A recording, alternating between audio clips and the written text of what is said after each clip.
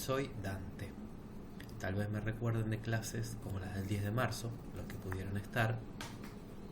Estamos acá para hacer una serie de videos sobre el curso de Programación 1 para Licenciatura en Ciencias de la Computación y Programación para Licenciatura en Matemática y Profesorado de Matemática, todo de la Facultad de Ciencias Exactas, Ingeniería y Agrimensura de la Universidad Nacional de Rosario.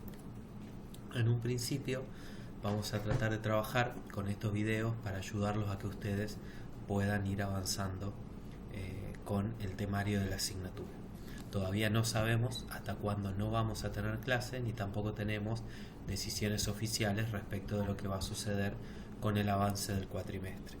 Eso ocurre porque todavía no tenemos definiciones más allá de a 2 semanas. A medida que se vayan desarrollando los acontecimientos, vamos a tener más información respecto de cómo avanzaremos en el cuatrimestre.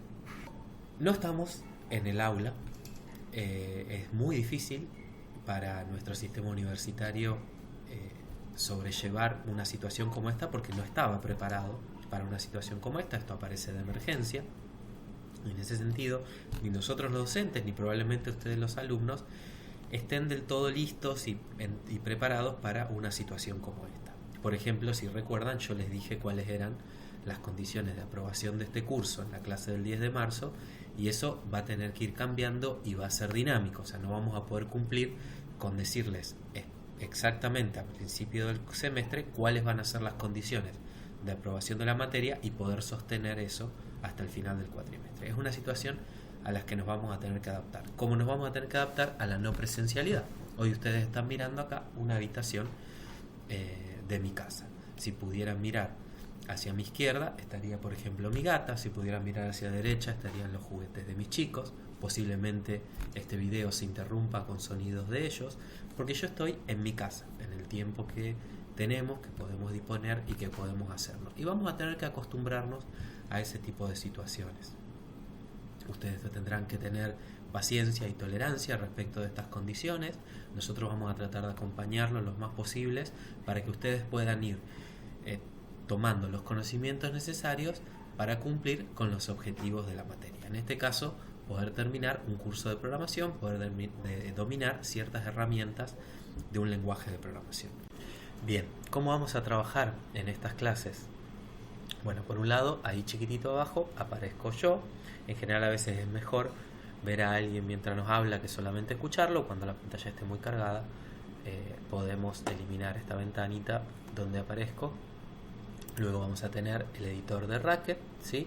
Recordemos el área de definiciones, donde además podemos escribir expresiones, y el área donde vamos a observar el resultado de evaluar esas expresiones que escribimos arriba. Bueno, ustedes ya han trabajado con este editor en la práctica 0 y en las dos partes de la práctica 1. Luego, en otra parte de la pantalla, vamos a ver las slides, ¿no? Eso que veíamos en el proyector en el aula 29, la única clase que tuvimos, nos va a aparecer acá, ¿sí? Con el título de la clase de hoy. Y luego, por supuesto, como vamos a programar, necesitamos una hoja de papel, que en este caso estará proyectada en la pantalla, para poder ir pensando y ayudándonos en nuestro diseño de programas, ¿sí? Bien, esa sería la estructura de la pantalla que van a ver ustedes en este video. Vamos a ir trabajando sobre cada una de estas 3 partes de acuerdo a el desarrollo de la clase. Lo que vamos a trabajar hoy es sobre un método para diseñar programas. En la práctica 1 y en la 0 nosotros estuvimos familiarizándonos con el lenguaje de programación, hemos escrito expresiones para resolver un problema, hemos definido funciones que cuando las combinamos nos ayudan a resolver un problema a lo mejor más complejo. Recuerdan el ejercicio de las banderas, donde definíamos funciones, por ejemplo, para las franjas horizontales, y luego lo usábamos para construir banderas que se forman por franjas horizontales, pero que los colores pueden variar o que tienen algún símbolo encima, y combinando todo eso podíamos armar programas un poco más complejos. Luego, sobre el final de esa práctica se nos pedía, por ejemplo, duplicar el tamaño de las banderas, y ahí veíamos que si no habíamos pensado bien el problema al principio, había dos números mágicos, que eran el 60 y el 90, que en ese caso eran el ancho y el alto de la bandera, que aparecían por todos lados. Y un pequeño detalle, que era duplicar el tamaño de las banderas, nos hacía tener que buscar por todo nuestro programa un montonazo de números que no solamente eran el 60 y el 90, sino además que dependían de esos valores. Por ejemplo, el 15, el 45, que era la mitad del 90, el 30, que era la mitad del 60, y había que cambiar todo eso solamente por un pequeño cambio en nuestro programa, que era duplicar el tamaño de las banderas. Un programa bien pensado desde el principio hubiera definido dos constantes, una ancho, otra alto, y hubiera hecho depender todo nuestro desarrollo de esas dos constantes. Entonces, frente a un pequeño nuevo requerimiento, un pequeño cambio en nuestros requerimientos, que era hacer más grandes las banderas, el cambio en nuestro programa hubiera tenido que ser también pequeño, modificando esas dos constantes. Bueno, el ejercicio estaba pensado justamente para discutir ese tipo de cosas y para establecer la necesidad de que tenemos que ponernos a pensar antes de programar, porque no sabemos tampoco dónde se va a usar nuestro programa, ¿no? Yo les voy a pasar por acá rapidito una noticia vinculada a el tema de justamente de la pandemia de coronavirus. El título de la noticia dice que se están buscando programadores de COBOL. COBOL es un lenguaje de programación que se usaba cuando las computadoras tenían esta forma de acá, ¿sí? Pero resulta que hay muchísimos sistemas e incluso sistemas de informática en salud y en bancos que están programados en este lenguaje, en un lenguaje de los años 60. Y las personas que hicieron estos programas por primera vez no se imaginaban que esto podía llegar a ocurrir, ¿no? Ya ni siquiera posiblemente estén vivas. Sin embargo, hay que mantener esos sistemas y hoy tienen que venir otros programadores a entender qué es lo que hicieron los programadores originales. En los programas que escribimos nosotros muchas veces son usados por muchísimas otras personas y nosotros también nos nutrimos de programas hechos por otros programadores. Y si queremos que eso se pueda hacer realmente bien, entonces es necesario que nuestros programas estén bien diseñados. Por ejemplo, que estén bien documentados, que no haya que reescribirlos de nuevo cuando tenemos que hacerle un pequeño cambio, como por ejemplo, vuelvo al tema de las banderas. En esta clase vamos a ver primero una breve y pequeña metodología para diseñar funciones. Por supuesto que hay metodologías más complejas, metodología para desarrollar programas más grandes, sistemas enteros, pero esta es una pequeña herramienta para diseñar el tipo de funciones que nosotros vamos a enfrentar en este curso de programación. Bueno, empezamos entonces. Como ustedes verán, este video tiene pequeños cortes que son producto de la situación que dije al principio, de estar en un ambiente que no es un ambiente laboral adecuado y en el cual tenemos que adaptarnos a la situación que nos toca. Como ya les dije, en ese sentido les pido paciencia. Muy bien, empecemos con este tema. Nosotros hasta ahora estuvimos trabajando, escribiendo programas, ¿sí? Y podemos pensar un poquito qué es lo que estuvimos haciendo, ¿no? Bueno, para programar, ¿qué hemos utilizado? ¿Qué necesitamos para programar? Hemos utilizado un lenguaje de programación. Los que en la primera clase levantaron la mano diciendo que habían programado, posiblemente hayan trabajado con otros lenguajes de programación. De hecho, si recuerdan, ninguno conocía Racket y yo les había comentado que era una decisión intencional de la cátedra que nadie conozca el lenguaje de programación con el que vamos a trabajar previo al inicio del curso. Eso nos da una ventaja adicional para eliminar, por ejemplo, malas prácticas de programación que muchas veces traen de otros lenguajes. Bien, cada lenguaje de programación tiene un vocabulario. ¿A qué nos referimos con vocabulario? Bueno, al conjunto de palabras que se pueden escribir en ese lenguaje, ¿sí? Yo me vengo para el lado de Racket. Si recuerdan, parte del vocabulario, por ejemplo, eran los paréntesis, esos que cada vez aparecen más a medida que vamos resolviendo problemas. Otra era la palabra que usábamos, que era una palabra reservada del lenguaje, para dar definiciones que podían ser, por ejemplo, de constantes, ¿no? Si tuviéramos un número que queremos referenciar, que por ahora es 10, pero que después puede cambiar, como ocurría con el ancho de las banderas que les dije antes, bueno, podemos definir una constante, podemos definir funciones. El vocabulario son las palabras del lenguaje. Pero por supuesto esas palabras se pueden combinar de determinada manera, y en eso los lenguajes de programación se parecen en parte a los lenguajes naturales con los que nos comunicamos habitualmente. La gramática de un lenguaje nos dice cómo las diferentes palabras se combinan para armar oraciones o expresiones bien formadas adentro del lenguaje. Y por supuesto, cada lenguaje tiene su propia gramática.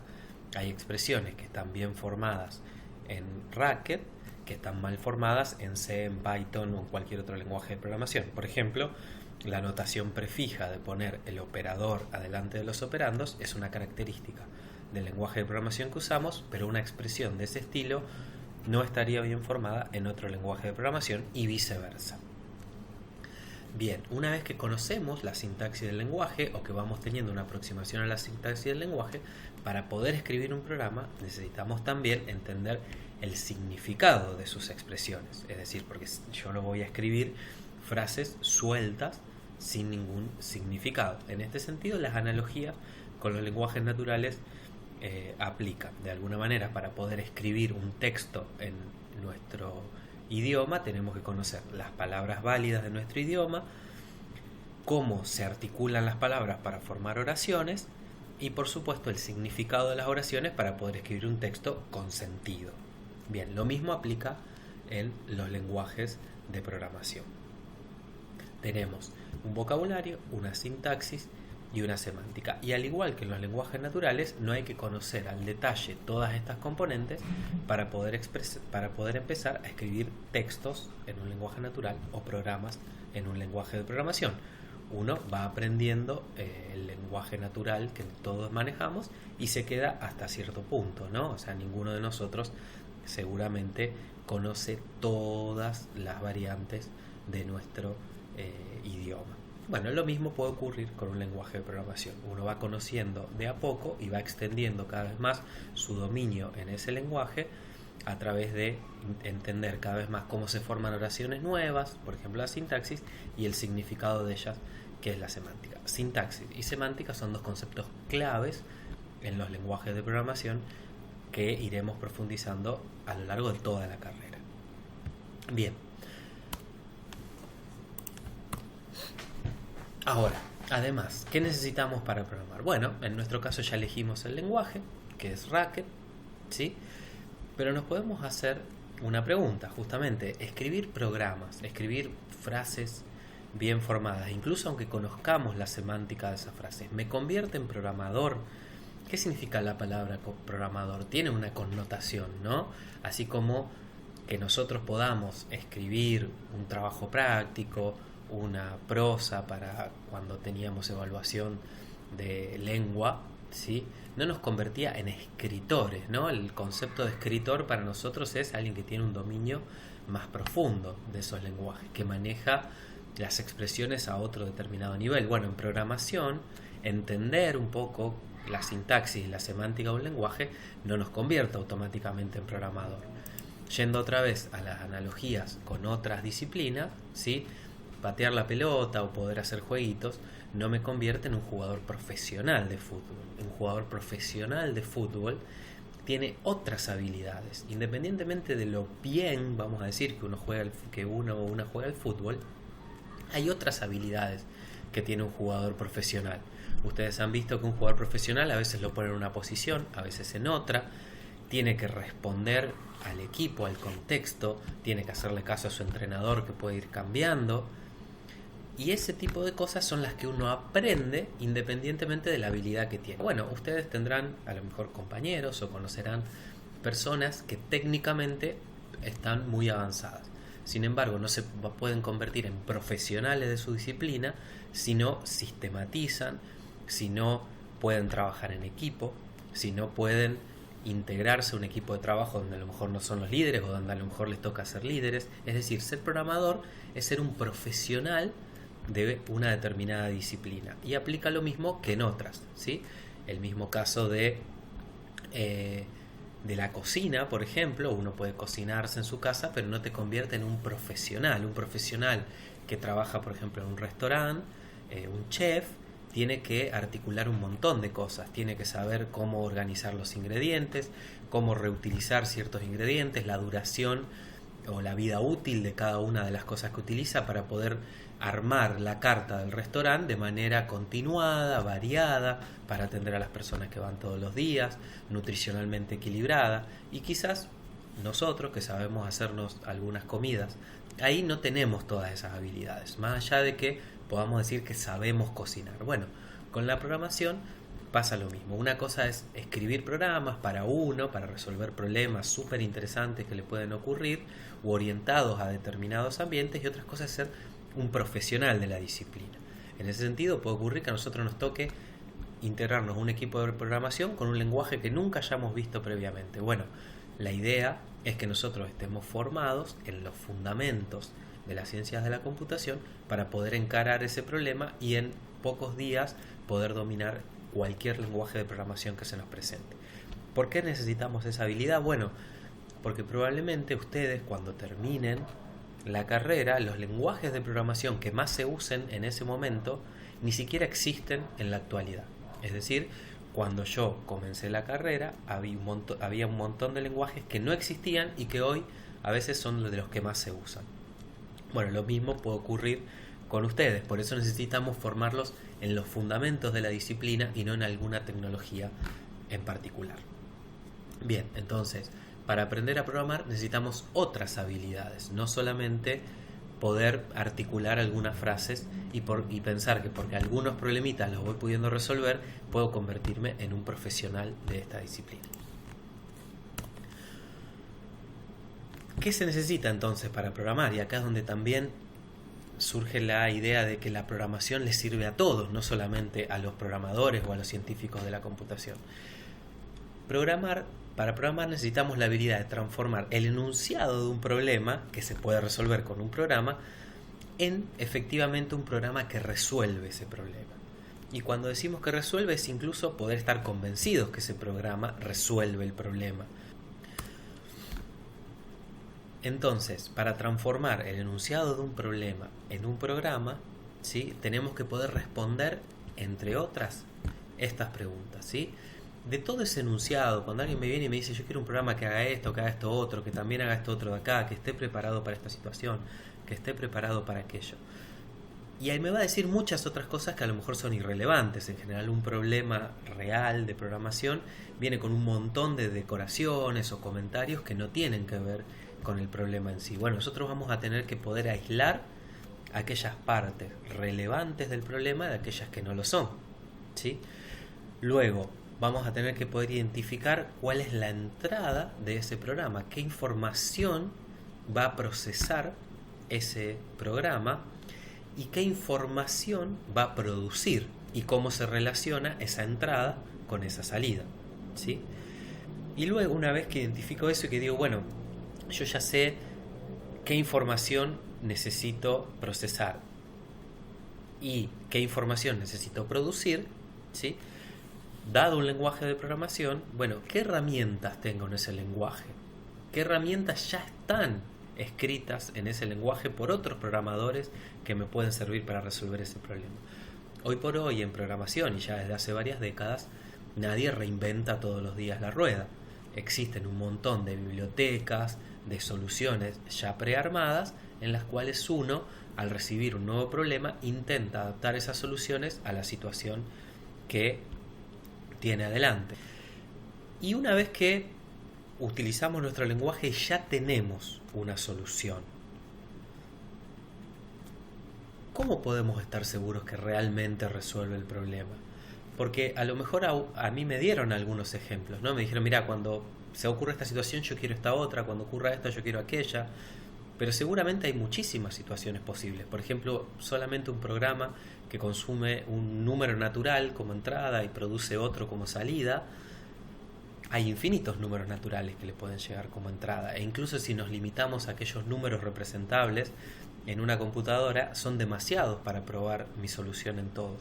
¿Cómo puedo estar convencido que ese programa realmente funciona bien para todas sus entradas posibles. Eso es todo un área dentro de la ciencia de la computación. Nosotros en esta clase vamos a ver una mínima aproximación a eso para intentar validar nuestro programa. Es decir, cuando yo tengo una solución, poder intentar empezar a convencerme de que está bien e incluso poder detectar algún error cuando no está bien.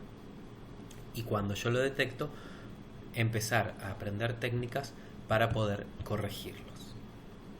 Ese tipo de preguntas son las que tenemos que abordar con nuestra metodología de trabajo. Como dijimos antes, ¿es la única metodología? No. ¿Es la mejor? Seguramente tampoco. Se conoce en la ingeniería del software, digamos, en la que se encarga de construir sistemas de software grandes, la frase que se dice que no hay una bala de plata.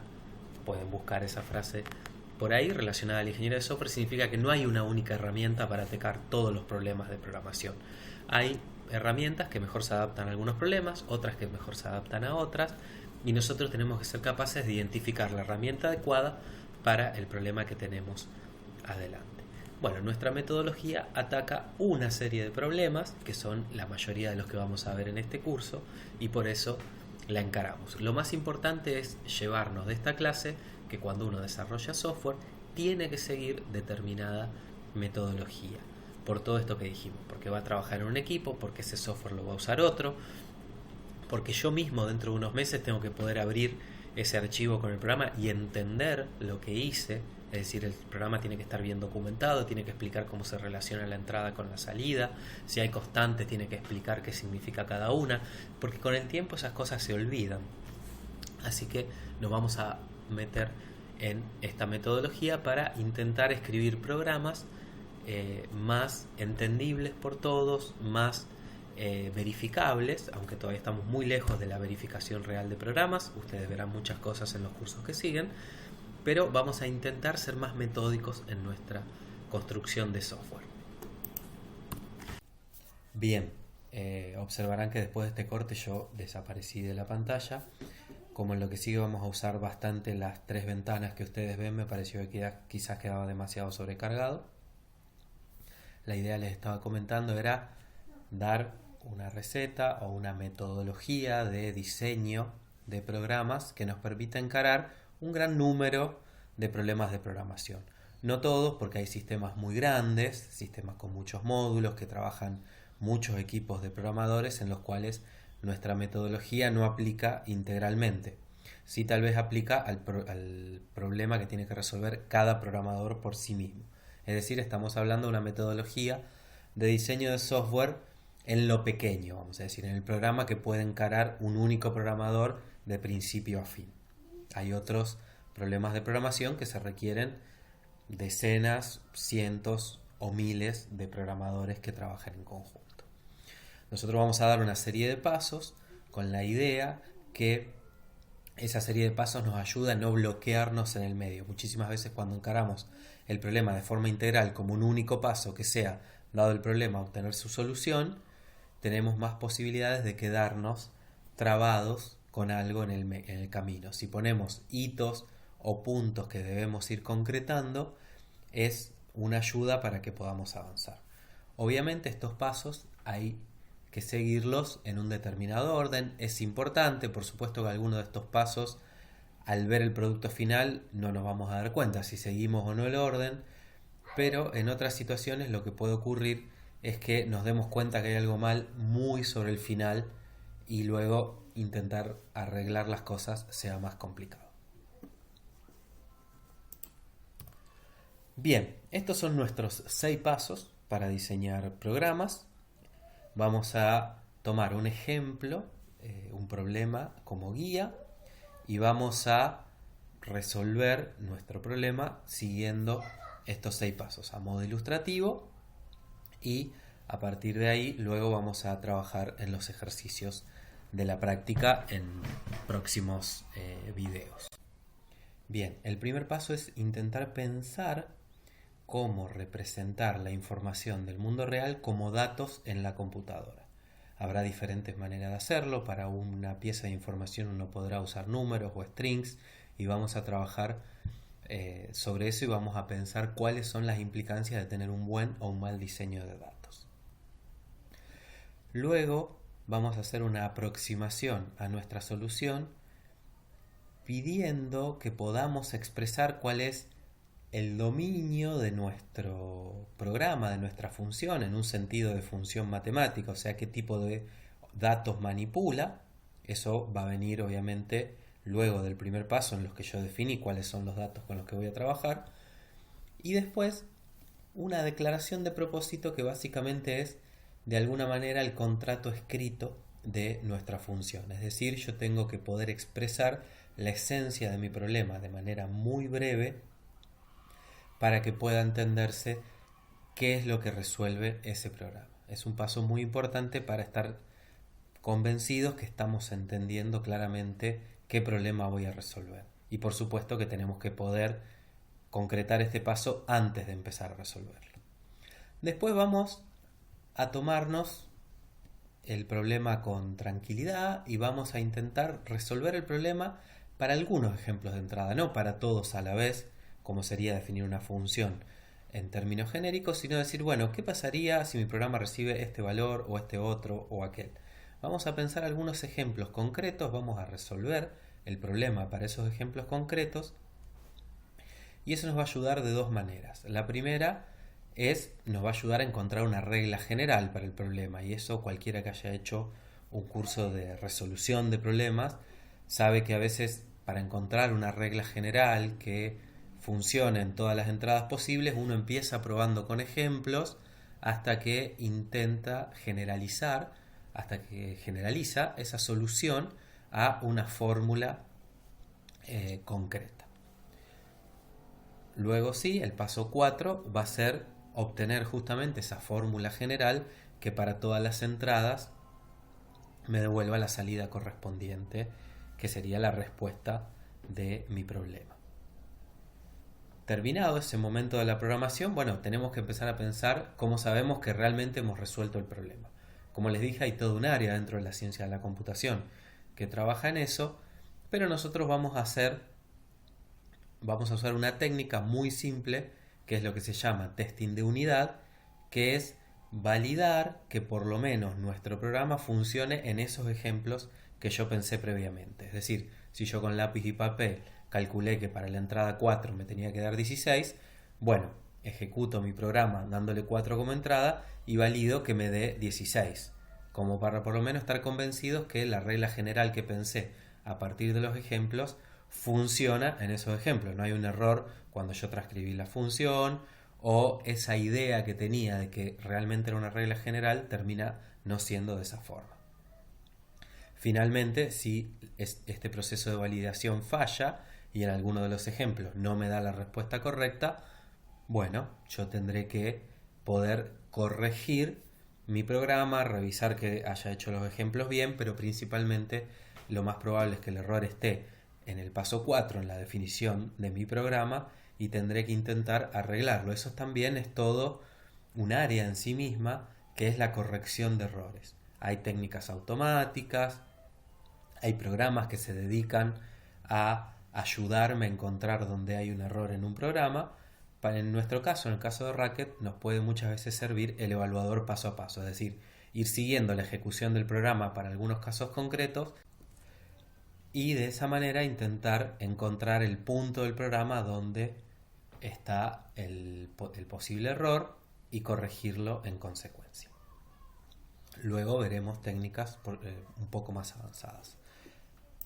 Dicho esto, pasamos a nuestro problema. Nuestro problema es muy sencillo.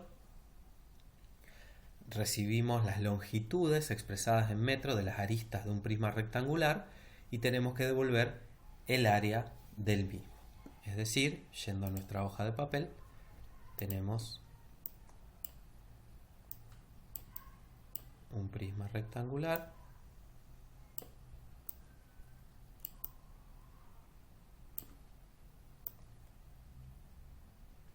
si hay algo que no se diferencia de escribir en el pizarrón que de escribir en esta hoja virtual es que mis dibujos son muy feos en ambas situaciones. Tenemos entonces un prisma rectangular con la medida de su altura, de su ancho y la profundidad son las longitudes, esas 3 longitudes que me dice ahí, y tenemos que ser capaces de calcular el área de todo el prisma, ¿no? El prisma este tiene 6 caras, todas son rectángulos, por lo tanto deberíamos sumar el área de esos 6 rectángulos. Como todos sabemos, ya creo desde la escuela primaria, hay 3 parejas de rectángulos iguales. Bien, sigamos entonces nuestra receta de diseño para obtener un programa que que resuelva este problema. El primer paso, habíamos dicho, el diseño de datos, es pensar cómo yo voy a representar la información. La información es algo que vive en el mundo real, o sea, es parte del dominio del problema. ¿Qué significa? Podemos hablar de longitudes, de velocidades, de información personal, de un DNI, de su legajo, de su nombre. Y los datos son la manera que nosotros tenemos en la computadora de representar esa información.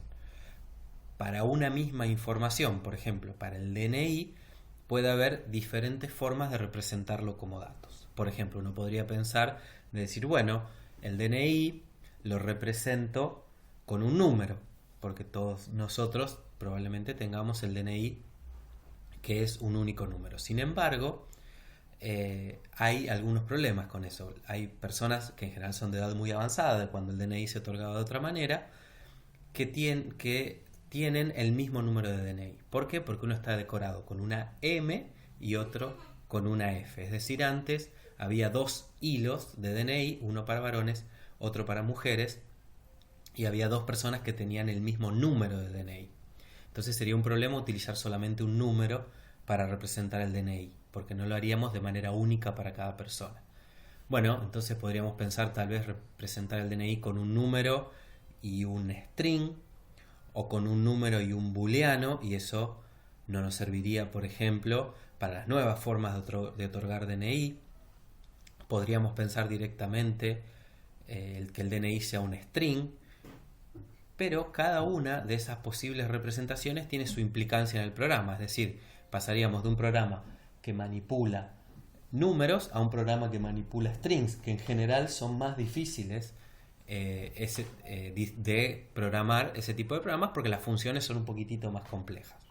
Entonces, ¿cómo yo hago la representación de la información? Es algo que me impacta en los programas que yo tengo que hacer. Es una parte muy importante. Bien, luego, una vez que yo represento la información como datos, mis programas procesan datos y producen datos. Es decir, por ejemplo, producen un número, producen un string, producen un booleano. Pero yo quiero dar la respuesta a mi problema, es decir, yo quiero obtener información. A partir de unas ciertas longitudes quiero calcular un área, o sea, otra pieza de información. Es decir, tengo que volver en esta flecha de acá de los datos que me devuelve mi programa e interpretarlos como información del mundo real. En el caso de mi problema será, yo calcularé un número y después tengo que interpretar ese número, como un área. Bien, entonces, este gráfico es, cuando a mí me dan el problema, yo tengo que ser capaz de pensar cómo la información de mi problema se va a representar en mi computadora. Y luego de que mi programa calcule la solución, que va a calcular un dato, pensar cómo ese dato se va a interpretar como la solución de mi problema. En nuestro ejemplo particular es bastante sencillo, imaginamos, y bastante intuitivo, que nosotros podemos representar cada uno de esos 3 valores como un número, que es lo que dice acá. Y además es muy importante poner cuál es la equivalencia, cuál es la unidad en la que yo trabajo con mis números. Podría usar metros, centímetros, yardas, pies. Y sobre eso es muy importante, y hay también un conocido error de software que generó una situación muy difícil, una pérdida de muchísimo dinero y además un impacto negativo en la investigación espacial porque no se pudo concretar la misión. Yo les muestro acá el orbitador climático de Marte, que era este aparatito que ustedes ven en la foto. Pueden buscar también ustedes esta página en Wikipedia. Era parte de una serie de naves espaciales programadas para explorar la atmósfera de Marte, las condiciones climáticas y aprender sobre ese planeta. Y este aparato se estrelló contra la superficie de Marte. ¿Por qué razón? Bueno, aquí dice que se destruyó debido a un error de navegación. ¿Pero cómo se dio ese error de navegación? Bueno, el equipo de control, el que controlaba la trayectoria del sistema, estaba utilizando el sistema anglosajón de unidades. Es decir, medía en pie las longitudes. Ahora, el sistema interno, el software de la nave, utilizaba el sistema métrico. Esto quería decir que si recibía como entrada el número 8, el que le enviaba la orden pensaba que eran 8 unidades del sistema anglosajón, y el software que recibía esa orden pensaba que eran 8 unidades del sistema internacional. Eso generó que las trayectorias sean equivocadas y que no pueda aterrizar correctamente en la superficie de Marte. Y por supuesto que se destruyera. Entonces es muy importante que nosotros podamos expresar cuáles son las unidades que utilizamos. Este sería nuestro diseño de datos, es decir, las longitudes las representamos como números, que son datos de nuestra computadora, y además decimos en qué unidades lo vamos a hacer. Esto mismo que está escrito acá, yo lo acabo de copiar en Racket para que vayamos teniendo nuestro diseño completo como un programa. Por supuesto que como es una forma de explicar algo a cualquier lector de nuestro programa, es algo que vamos a escribir como comentarios. O sea, no es algo que Racket va a interpretar. Cuando tengamos problemas más complejos, e incluso no tanto como yo les dije, ¿no? El problema del DNI, la parte de diseño de datos puede hacerse, por supuesto, más compleja y determinante para tener un buen o un mal programa. Bien, el paso 2 decía asignatura y declaración de propósito. No sé si la palabra asignatura les representa algo,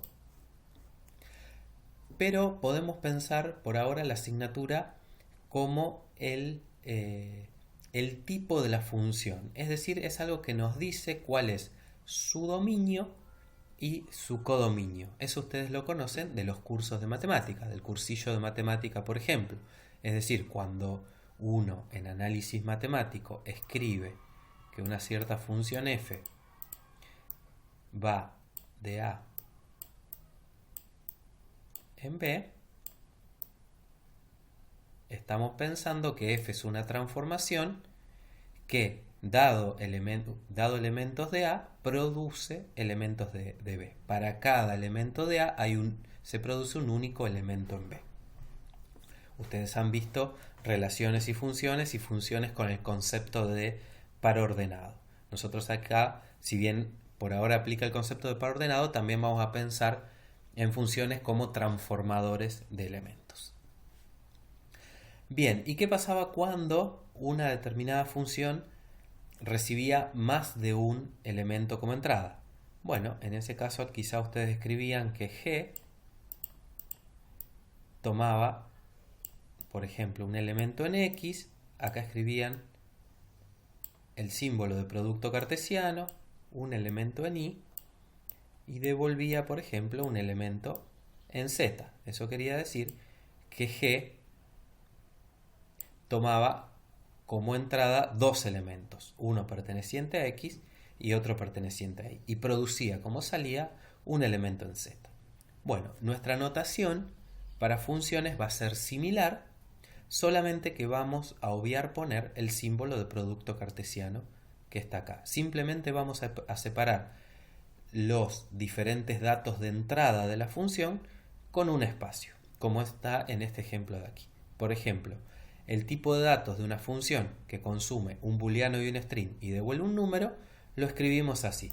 Este sería el X de la G, este sería el Y, observen que solamente está separado por un espacio, y luego viene nuestra forma de escribir la flecha como texto, con un menos y un símbolo de mayor, y luego el codominio o conjunto de llegada de la función, que en este caso es un número.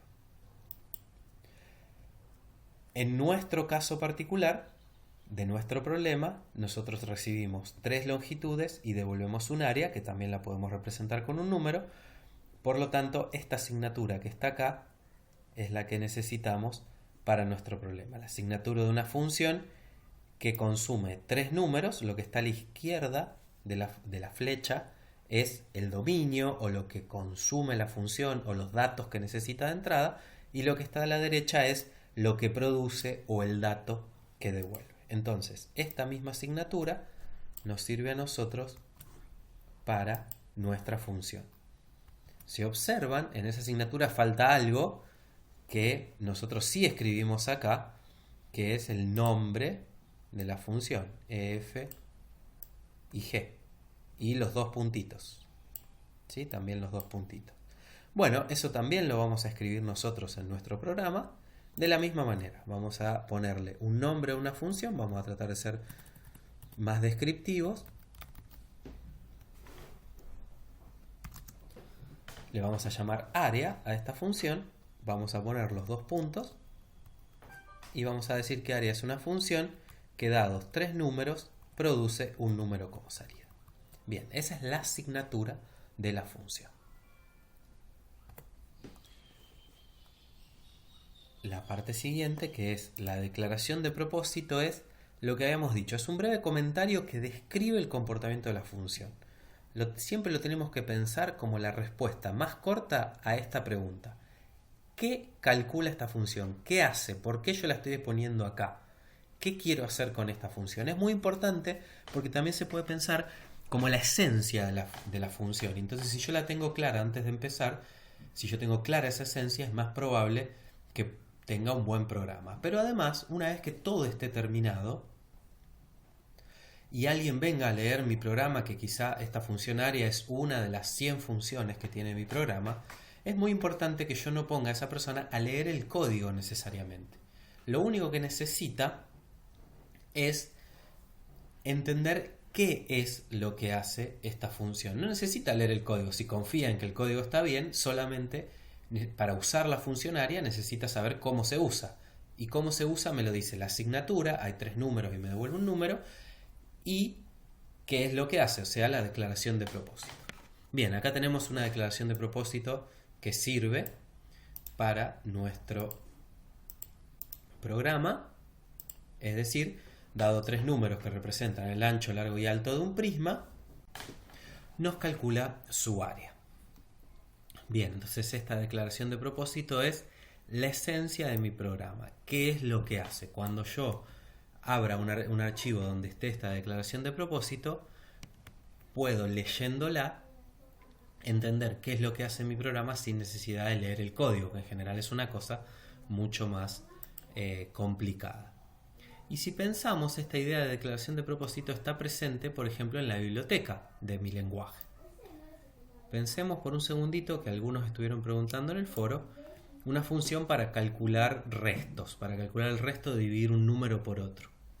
Bueno, si vamos a la ayuda, que pueden escribir la palabra módulo y seleccionarla y presionar F1, por ejemplo, en Racket, si vamos a la ayuda, vamos a encontrar esto que está con celestito, que nos dice que módulo, esto de acá es la asignatura pero escrita de otra manera. Nos dice que módulo es una función de 2 argumentos, n y m, y abajo nos dice que es n y que es m, nosotros lo ponemos ahí mismo, pero es la misma idea de asignatura que vemos nosotros, y acá si aparece una flechita, mejor escrita que la nuestra, devuelve un entero. Es decir, módulo es una función que dado 2 enteros, devuelve un entero. Esto es la asignatura que nosotros decidimos escribir de otra manera, pero tiene la misma información que tendría en nuestro caso. Y después, si miramos, hay una breve descripción de lo que hace la función. Muy pequeña, muy corta, muy sencilla, pero es la definición de módulo entre 2 números. Bien, ¿y qué sigue después? Si recuerdan de todas las veces que vieron la documentación, que ya deberían haberla visto varias veces, siguen algunos ejemplos de uso, es decir, algunas cosas que me ayudan a entender cómo se comporta la función. Por ejemplo, me dice que el módulo entre 10 y 3 es 1. ¿Por qué? Porque si yo hago 10 dividido 3 me da resto 1. Bien, eso mismo que está ahí en la biblioteca, en la ayuda de nuestro sistema, nosotros ahora vamos a seguir justamente dando ejemplos, casos de prueba o test de unidad, que se dice más formalmente, de nuestro programa. ¿Por qué es importante dar estos ejemplos? Bueno, algo ya había comentado antes, hay una doble ventaja en esto. Por un lado nos permite ayudarnos a deducir una regla general para el problema. Quizá en este problema tan sencillo eso no se vea, pero muchas veces cuando yo tengo que descubrir una regla general más compleja que no aprendí en la escuela, vamos a decir, y la tengo que deducir yo mismo, es muy importante resolver el problema para algunos casos particulares, para algunos números en particular, hasta que yo vaya viendo una regla general para ese problema, la vaya descubriendo. En general me va a ayudar a eso, que es el punto 1. Pero no solamente eso, sino que también está el punto 2. ¿Qué me dice el punto 2? El punto 2 me dice que además esos ejemplos que yo di antes me sirven una vez que yo termine mi programa para validarlo, o sea, para por lo menos estar convencidos que esa regla que yo pensé se cumple en los ejemplos individuales que yo di. Bueno, ¿cómo vamos a escribir esos ejemplos? Por ahora lo vamos a hacer así, aunque sobre el final de la clase vamos a ver una manera que tiene Racket que nos va a ayudar principalmente en el paso 2. Pero ahora vamos a pensar que lo hacemos también como comentario para no sobrecargar esta clase que ya tiene varias cosas nuevas. Y vamos a pensar que si recibiéramos 4, 5 y 6 en los casos de A, B y C, yo debería devolver 148. Bueno, ¿de dónde salió este 148? Simplemente yo apliqué las fórmulas de área que aprendí en la escuela primaria y reemplacé A, B y C por 4, 5 y 6 y me dio 148. Lo mismo hice si tuviéramos un cubo del lado 1, en eso es muy sencillo de darse cuenta que la salida debería ser 6, es decir, el área total es 6, que es la suma de los 6 cuadrados que componen ese cubo. Muy bien, entonces nuestro paso 3 en este caso es sencillo porque no hay una regla general muy compleja que descubrir. Pasamos ahora al paso 4, una cosa que tenemos que observar que es que si yo ya escribí la asignatura, entonces una parte de la definición, por supuesto no es la más relevante, pero una parte de la definición ya la puedo escribir, que es la parte izquierda de la definición. Sé que yo recibo 3 cosas como argumento. ¿Por qué lo sé? Porque está en su asignatura. Y acá es donde yo tengo que poner el lado derecho de la definición, que es por supuesto la parte creativa, y es la parte que en términos de A, B y C me calcula mi respuesta. Vamos a cerrar el paréntesis de arriba, si no nos lo olvidamos después. Y donde están los puntos suspensivos, yo tengo que poner algo que sea el área de un prisma rectangular de longitudes A, B y C. Y otra cosa más me dice la asignatura. Lo que yo tengo que poner acá es un número. No puedo poner otra cosa que no sea un número, si no, no estaría respetando la asignatura. En este caso parece bastante sencillo y medio difícil de construir otra cosa que no sea un número, pero muchas veces en problemas que tienen condicionales múltiples, como los de la segunda parte de la práctica 1, a veces terminamos devolviendo una cosa por un lado, otra por el otro y no tiene nada que ver con la asignatura. Después vamos a ver asignaturas un poco más complejas donde uno puede devolver un número o un string y cómo podemos escribir ese tipo de cosas. Muy bien. Si recordamos lo que sabemos de matemática, sí, yo tengo que sumar algunas áreas, ¿no? El área de esta cara que yo estoy pintando acá de azul es A por B. El área que yo estoy pintando de rojo es A por C. El área que estoy pintando de verde es B por C, ¿sí? Y yo tengo que contarlas 2 veces a cada una. Es decir, podemos pensar que mi área es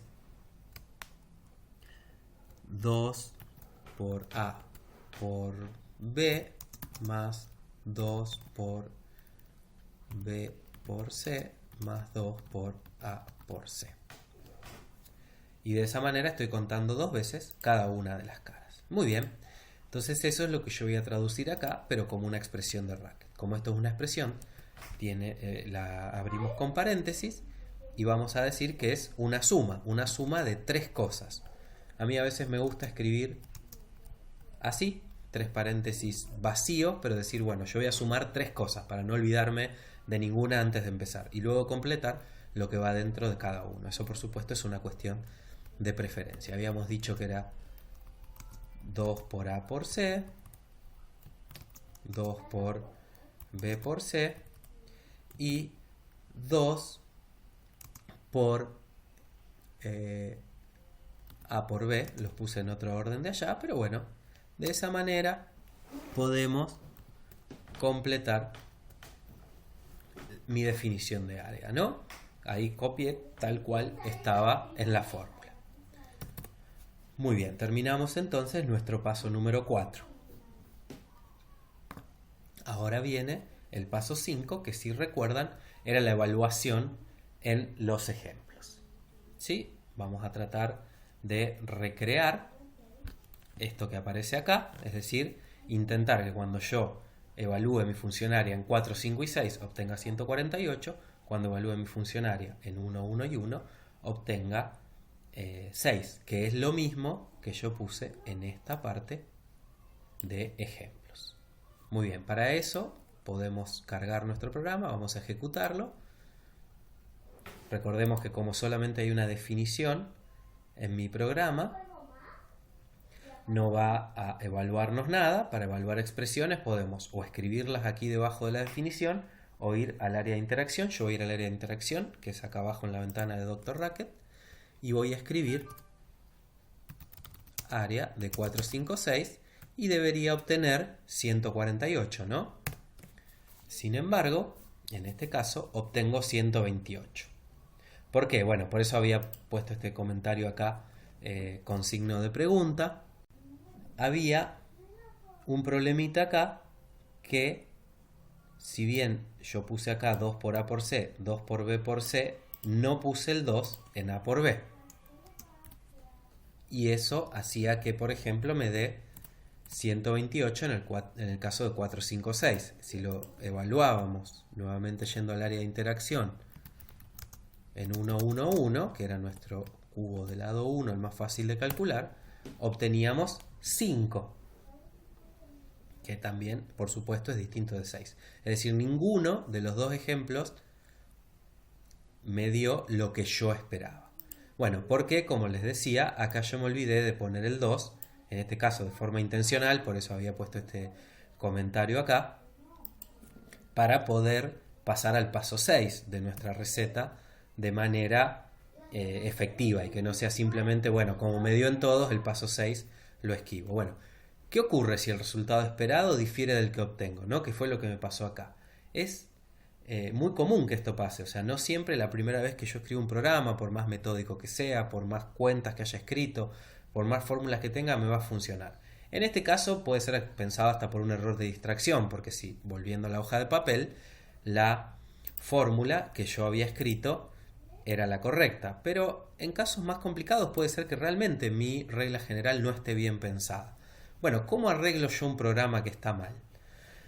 Y bueno, eso es bastante complicado porque pueden darse 3 situaciones. Bueno, uno, que los ejemplos hayan sido mal calculados, eso es lo más raro. Lo más probable es que la función haya estado mal definida, mi programa tenga un problema. ¿Y cómo detectarlo? Bueno, ya les había comentado, hay muchísimas técnicas. En nuestro caso, muchas veces el evaluador paso a paso nos puede ayudar a identificar a dónde está el error. Nosotros, como en este caso particular lo habíamos puesto intencionalmente al error, fue muy fácil de encontrar y sabemos que acá nos está faltando un 2. Ahora, si volvemos a cargar nuestro programa y evaluamos en los ejemplos, obtenemos 148, que era lo que yo esperaba para el primer caso, y 6, que era lo que esperaba para el segundo. Muy bien, terminado nuestro paso 6, ¿sí? Podemos darnos por satisfecho, ¿no? Podemos decir que nuestro programa está bien. Bueno, en realidad no lo sabemos, no sabemos si funciona para todas las entradas, nosotros solamente le dimos dos posibles, tenemos un problema más grande y es que este programa tiene infinitas posibles entradas e incluso aunque nos limitáramos a los números que puede representar la computadora, serían demasiadas para probarlas a todas y siempre nos podemos quedar con la duda de qué pasa con otros casos, ¿funcionará siempre? Bueno, es todo un tema, como les había dicho, el área de verificación de programas. Hay diferentes técnicas, una de ellas es lo que nosotros hicimos, que es testearlo, o sea, evaluarlo en algunos casos particulares. En este caso son dos, pueden ser 20, 200, 2000 o 2 millones. Hay programas que se evalúan en millones y millones de casos. Y sin embargo, por más casos particulares en los que uno lo evalúe, nunca vas a estar seguro que funcionen los otros. El testing, o sea, esto que estamos haciendo de evaluar en ejemplos para los que ya conocemos el resultado, es algo que me permite detectar si hay un error. O sea, si realmente en alguno de esos ejemplos no me da, yo estoy seguro que hay un error. Ahora, que pase por todos los ejemplos de manera correcta, no me permite garantizar que el programa esté bien necesariamente, a menos que los ejemplos sean todos, por supuesto. Bueno, eso es todo un área, una cosa que se estudiará mucho en otras materias, pero por ahora nosotros haciendo test de unidad, que es esto que hicimos, es decir, para cada unidad, para cada función que nosotros definimos, que es esto que yo acabo de seleccionar, hacer algunos casos de prueba que me ayuden a convencerme de que estoy por el buen camino. Bien, ahora que ya corregimos, podemos borrar este comentario. Y observamos acá en la última, para que ustedes lo tengan, aunque de todas maneras yo puedo subir este archivito junto con el video, nuestro diseño completo de la función. Como ustedes verán, está mucho más cargado que si yo les hubiera dado en la práctica 0 este problema. Este es un problema con complejidad de la práctica 0, pero ahora tenemos mucha más carga. Bueno, ¿qué es lo que vamos a hacer nosotros a partir de ahora en la práctica 2 de la materia? Siempre lo que les vamos a pedir son diseños de programas. No nos vamos a quedar con que ustedes solamente puedan dar un código, esto, que se puede evaluar en Racket, y que dé la respuesta correcta para sus entradas. Es decir, les vamos a pedir que este programa tenga además previamente definidos los ejemplos. Vamos a ver otra manera de definirlo en Racket, pero en principio que tenga estos ejemplos. Fundamental que tenga una declaración de propósito y muy importante que tenga además la asignatura. Por supuesto, el diseño de datos también, aunque en algunos casos particulares hay programas que directamente dice dado 3 números y ahí el diseño de datos ya está hecho porque los datos son los números. Entonces podría ser que no haga falta el diseño de datos en algunos casos muy particulares. Pero en la práctica 2 vamos siempre a escribir todos los pasos. Este es el paso 1, el paso 2, asignatura y declaración de propósitos, el paso 3, los ejemplos, el paso 4, la definición de la función, y el paso 5 no queda explícito por ahora, pero lo que nosotros vamos a verificar siempre es que esta función por lo menos pase los ejemplos. Si esta función no es correcta en sus ejemplos, eso quiere decir que ustedes no hicieron el paso 5. No quiere decir que la función esté bien, pero es importante que por lo menos los ejemplos que ustedes den pasen en esa función para que nosotros sepamos que siguieron por todos los pasos que les hemos indicado. Bien, juntando todo, obtenemos este diseño que tenemos en la última slide. Lo único que nos queda es, para la próxima parte de esta clase, ver cómo mejorar esta parte de test de unidad.